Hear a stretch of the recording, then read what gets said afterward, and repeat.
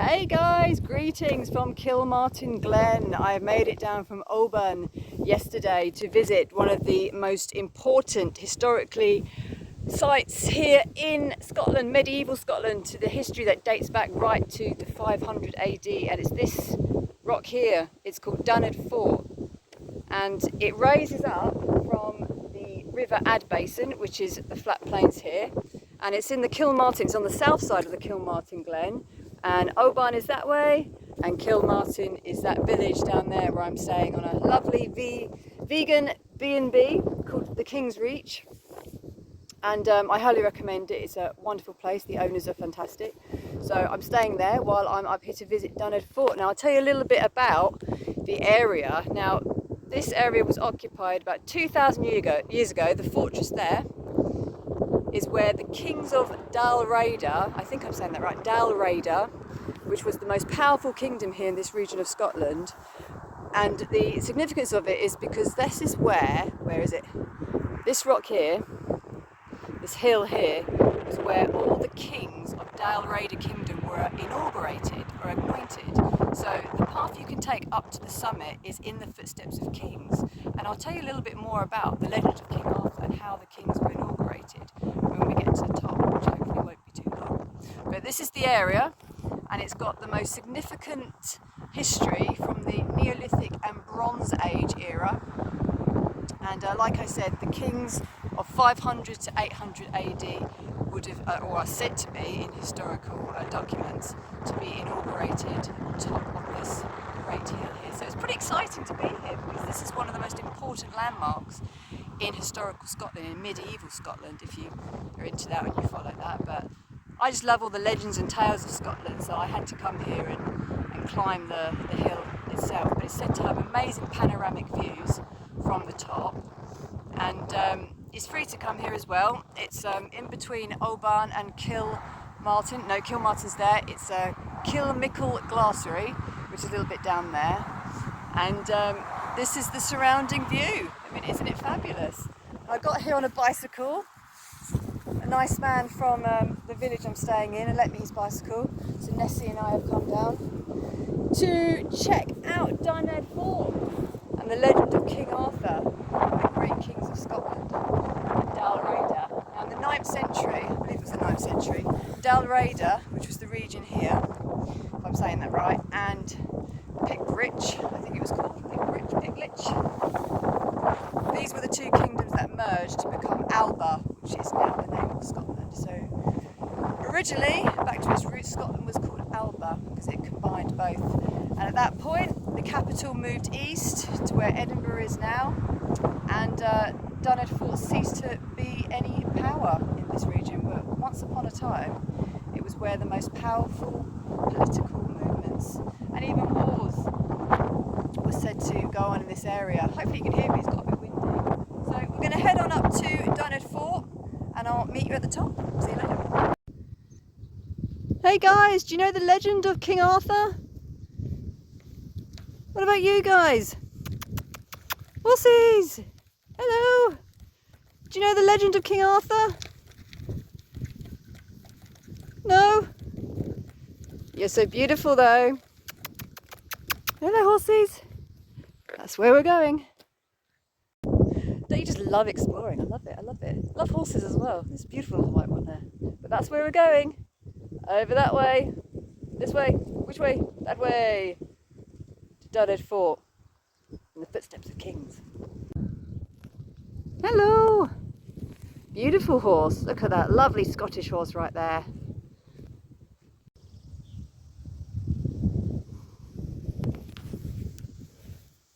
Okay, this is where we're going. In the footsteps of kings.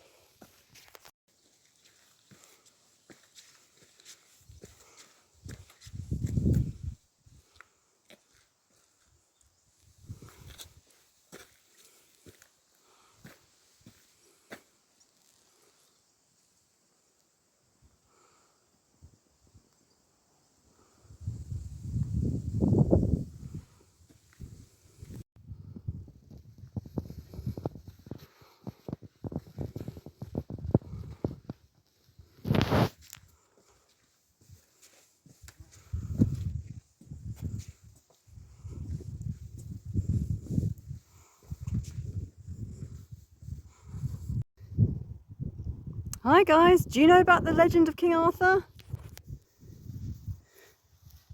Do you? So that would be down in the Dunadd, for example, and block it up by the trenching in the Dunadd, which would also then bind down to make defences if they went still up further. So yeah, it's all local stuff. You don't necessarily take that as your substance. So yeah, some of them literally dig it up out of the ground, but that's more. Ooh, so we are reaching near the summit of Dunadd Fort, and I want to show you the most exciting part of the whole thing, which is the inauguration stone of the kings of Scotland of 500 AD to 800 AD. And this is the stone right here, and I'm going to show you of where the prospective king would have put his footstep in. So hopefully you can see that there.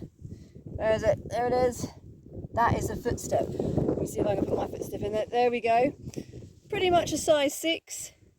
Right foot.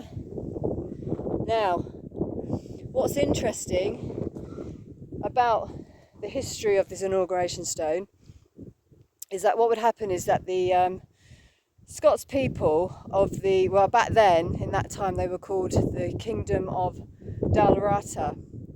And the kings of Dalrata were selected where a Scottish nobleman who was most suitable for the role of being king and ruling would be elected to be king, and he would come and put his foot into the stone here and be anointed the king of Dalrata. And it's just fantastic to be here. It's just so cool to be in such a legendary place. And it's actually where the legend of King Arthur, part of it derives from, with the whole sword and the stone story. What seems to be the sword and the stone story that we actually know is a kind of magic idea that, you know, Disney films and fables and legends had later on. But what I was reading about the legend of King Arthur was that Arthur was called Arthur MacAdam, and he was the son of a Scottish king. Some say he was a Scottish warlord. There's lots of theories and opinions about who King Arthur was. But he was said to have, in 574, I think the year was, 574 AD, was to have stood on this stone and put his foot right where my foot is now. Let's see if you can see that. Where is it? There it is. In the footsteps of kings. Handed the sword Excalibur, and then when he stepped off the stone, he in theory took a sword from the stone. If I said that right, sword from the stone. So that's where the idea comes from. And so the magic idea later on of Arthurian stories comes from that. So from this stone here is where King Arthur was said to have been anointed as a king of Dalrata. And of course Dalrata and the kingdom of Pitlich formed to become Alba, which was the name before Scotland. And actually the descendants of the Dalrata people were called Scotties, and they were the first Scots. That's why it's called Scotland. That's why the people are called Scots. And it's just so fascinating to be here. I'll show you the panoramic view. Here we go. And this is the Kilmartin Glen, and the Dunadd Fort is at the south side of it. And there's a boggy marsh. Well, it's a moss marsh. So there's a Gaelic name for it because the Gaelic language ended up being part of this kingdom here. But a long time ago, in the ancient kingdom of Scotland, this is where the great kings were anointed. And they would stand here with their footstep, their foot in print here, and they would declare their allegiance to the people of Scotland and the land of Scotland to rule over them. So it's pretty cool. Look at that. And also they say in the history, they've actually got a lot of notice boards and displays down here.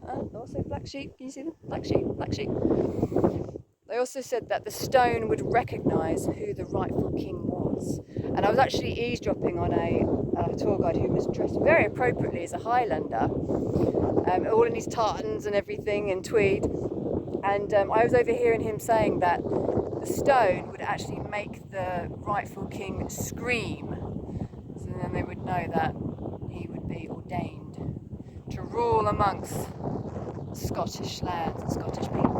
There was also a spot where the kings would marry the queens, and in theory the land as well, because the queen was associated with the land. So it wasn't always just about kings. But yeah, that's pretty cool. So there you have it, folks. This is the footsteps of the kings right there. And I've done it. I've stood in the footsteps of kings. Now there is a script down here. You can't really see it though because it's been worn away. And there is also a carving. I mean, it's very faint though. You can't really see it, but there is a faint lining of a image of a boar. And boars were known to be very, very malicious animals in that time. So any warrior that could hunt a boar was highly respected and esteemed to be a leader of a tribe, be chief of a tribe, or maybe one day be king. But I have to fact check a lot of these things, but I just wanted to show you guys the footsteps of the king. And that's it here at Dunadd Fort. So I'm going to admire my kingdom now as a lady who will never be Queen of Scotland, but we can all take her. Signing off from Dunadd Fort, Scotland the brave. Freedom!